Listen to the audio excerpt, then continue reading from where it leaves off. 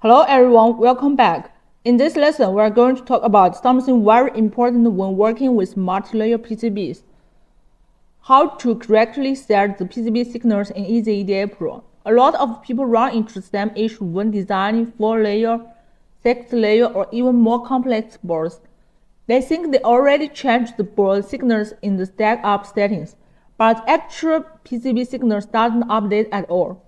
So why does this happen? It turns out there's one small step that's very easy to overlook. Today we are going to walk through the whole process, from the interface to the actual operation, so you can get it right every time.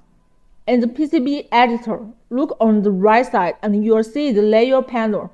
At the very top of that panel, there's a button called Manage. Click it and it will open the Layer Manager. Once you are in the Layer Manager, you will see two tabs at the top: Layer Management, Physical Stacking. For what we are doing today, we need physical stacking. Go ahead and click that. Inside the view, you will see all the material, layer types, and the signals of each layer in your PCB. Here you can adjust electrical signals, copper signals, and even the material type. But because of the manufacturing constraints, these values can't just be changed randomly. Next to the signals values, you'll notice a button called Auto Assign Substrate Signals. If you don't click this button, your signals change will not actually apply to the board. This is the step that trips up most beginners. After adjusting the numbers, always click Auto Assign Substrate Signals.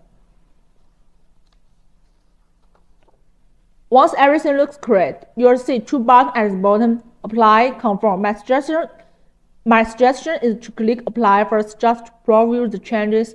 If everything looks good, then click Confirm to save.